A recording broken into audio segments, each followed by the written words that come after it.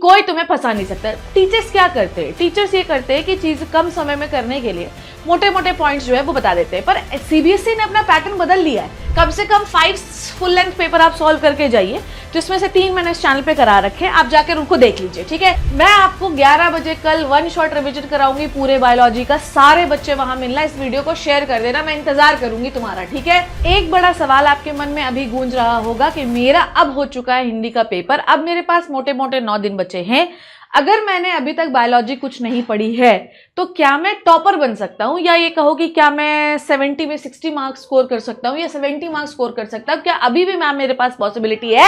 तो इसका आंसर है यस, तुम्हारे पास अभी भी पॉसिबिलिटी है कि तुम जो है 70 में कम से कम 60 नंबर ला सकते हो, अगर तुमने कुछ भी नहीं पढ़ा है तो।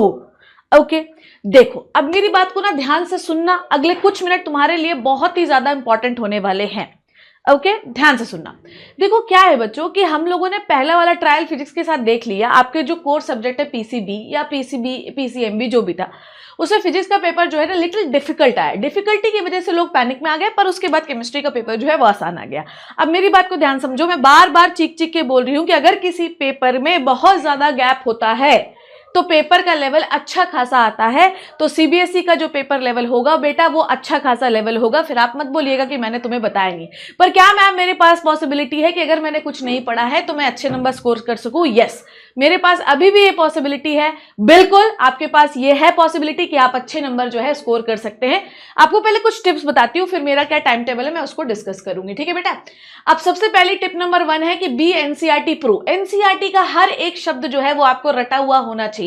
इसके लिए मैंने ऐसा प्लान किया है कि मैं इस चैनल पे एनसीईआरटी हाइलाइट्स थोड़ा सा चला देती हूँ। कम से कम जो टफ चैप्टर है उनके एक बार एनसीईआरटी हाइलाइट्स जो है आप बिल्कुल देख लीजिए, ठीक है। जैसे जेनेटिक्स वगैरह है, इकोलॉजी वगैरह है, एनसीईआरटी हाइलाइट से चीजें थोड़ी सी आसान तो हो ही जाती है। तो बी एनसीईआरटी प्रो, आपको एनसीईआरटी के हर एक शब्द, हर एक अक्षर, हर एक कोने से चीजें बननी चाहिए, तभी आप पेपर सॉल्व कर पाओगे। मैं बताऊं आपको, सही से बताऊं, अगर तुमने एनसीईआरटी का एक एक कोना पढ़ रखा है ना बेटा, तुमको कभी कोई फंसा ही नहीं सकता है। तुम फंसोगे किसमें? ग्राफ में फंसोगे, असर्शन रीजन में फंसोगे और न्यूमेरिकल में फंसोगे, वो मैं तुम्हें करा दूंगी।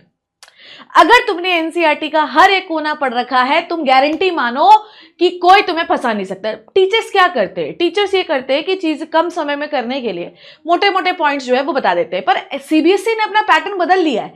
सीबीएसई कॉम्पिटेंसी बेस्ड चीजों पे ज्यादा फोकस करता है बेटा।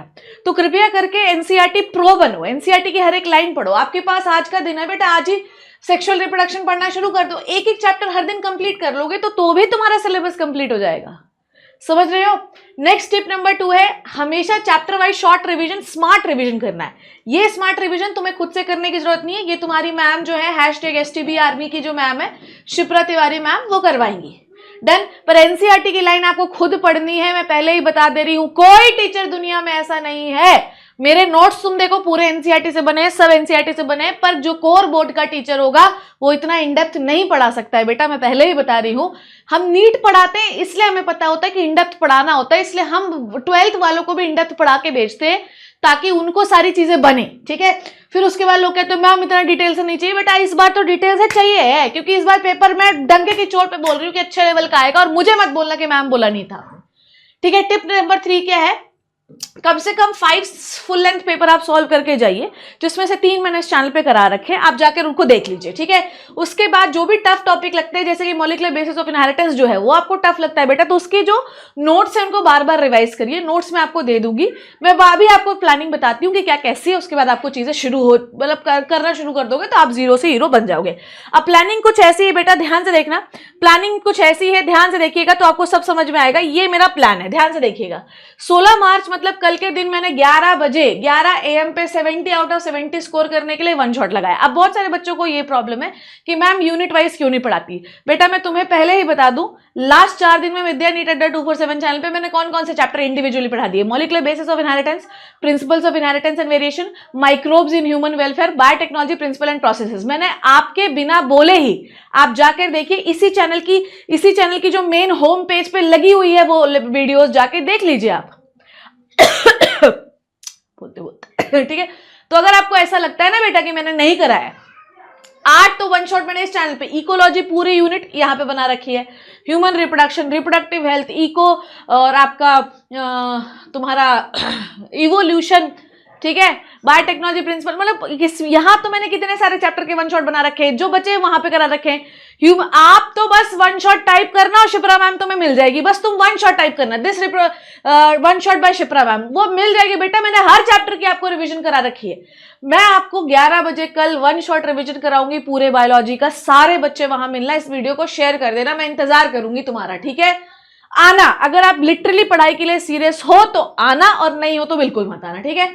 17 मार्च को मैंने वन शॉट कराना है आप लोगों को, ठीक है, कब, कंप्लीट डायग्राम्स का, ठीक है।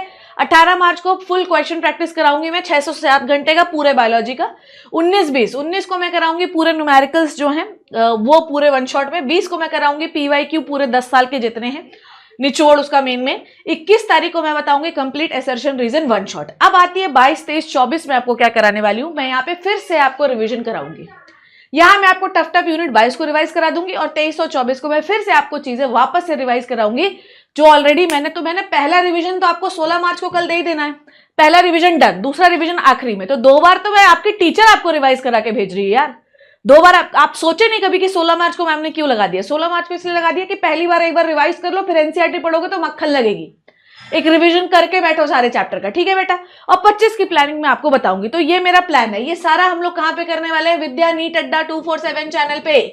कहां पे करने वाले हैं, विद्या नीट अड्डा 247 चैनल पे जाओ और उस चैनल को सब्सक्राइब कर लीजिए, ये सारा वहां होगा। यहाँ मैं कराऊंगी इंपॉर्टेंट चीजें, जैसे माइंड मैप्स यहाँ पे चल ही रहे हैं तो वो भी चलेंगे, और यहाँ पे कराऊंगी मैं एनसीईआरटी हाइलाइट्स, कृपया करके सारे बच्चे आएंगे। तो ये मैंने आप लोगों का प्लान बना दिया है जो कि आपने देखा।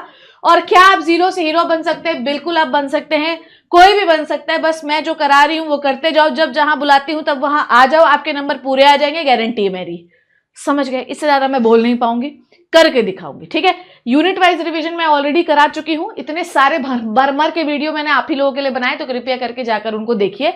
कल 11 बजे सारे बच्चे मुझे मिलना, लंबा सेशन होगा पर प्रोडक्टिव सेशन होगा, गारंटी है मेरी, ठीक है बच्चों। So I hope you learn and enjoyed the video. Thank you so much, take care and bye bye.